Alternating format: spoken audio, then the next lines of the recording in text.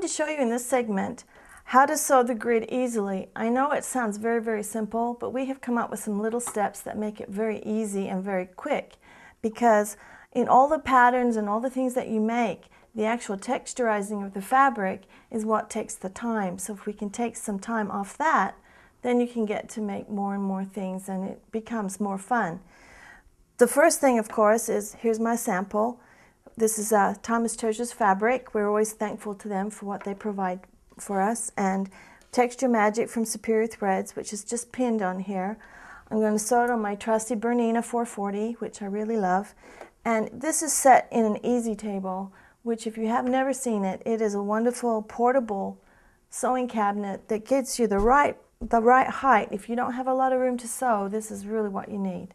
Anyway, here's your grid.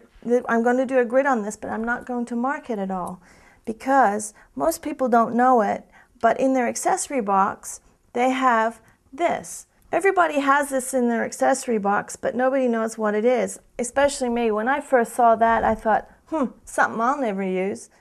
Well, wrong again. I've used this many, many times, and especially with doing Texture Magic. This is a sewing guide that you fit into your machine so that you can use this as your guide, and you can set this at any length or width away from your sewing line. So what I'll do first is I'll just sew my first line.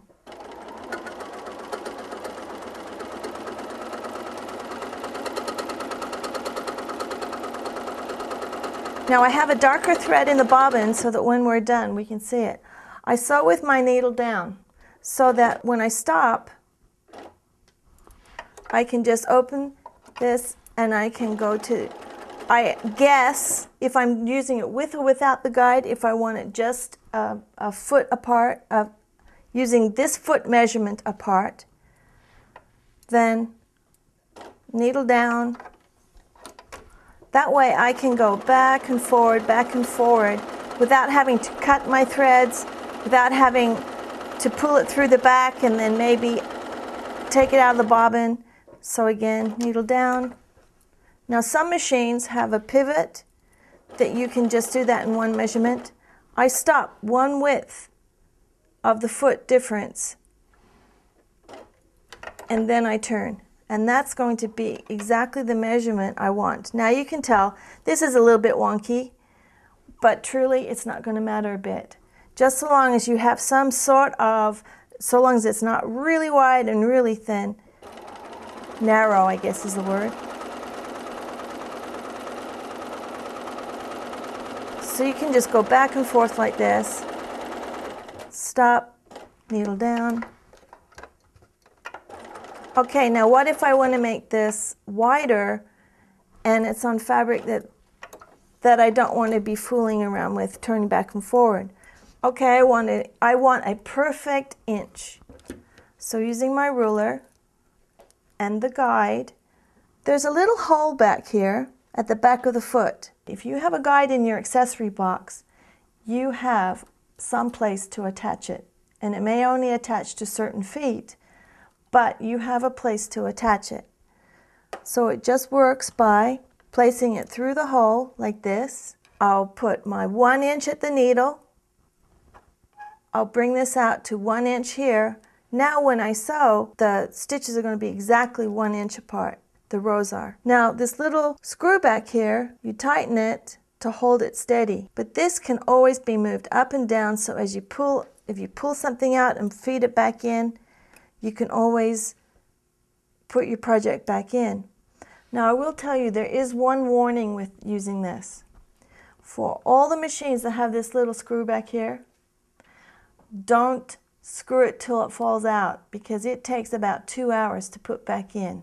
For some reason the thread on there is so small, the beginning thread, you will say choice words and you will probably have to do some really good deeds to get past what you're thinking when that thing comes out. It's really bad. Okay, so now I've got my line that I'm going to follow, just like I did here. But the difference now is, as I come down using the guide, I cannot pivot because when I come back this way, I need a line as a guide. And so now, the difference with using my guide is every time I use it, and I'll keep the needle down, every time I use it, when I get to the bottom,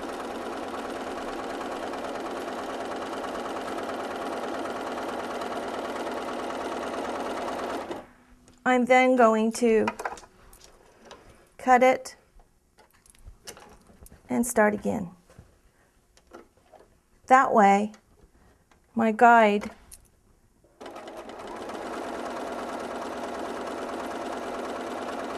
now you may have to use a guide if you are wanting something that is a check or something else that has lines that you must follow, and if you don't follow them, they'll look very wonky.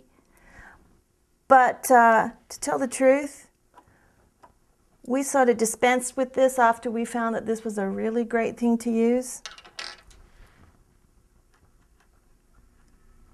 And the pivoting this way, using my measurement of a foot, coming back, that became actually the fastest way for me to sew. But if you're afraid that your lines are too wonky, then you might want to use the other method. Then coming the other way, you do the exact same thing. I come down, and now I'm just going to grid back forward this way. Stop, pivot, foot, back.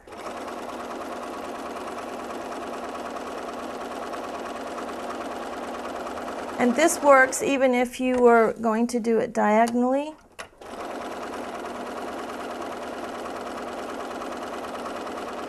Your edges here, when you have anything that you're using your Texture Magic, most sizes are made so that you can, most sizes are made so that you can, you are going to trim your piece. So if you trim your piece, these edges are going to be cut off anyway. And I found this is just, it added a lot of speed to it if you can just keep sewing, come around and do that. And that's kind of the fast way to do the grid.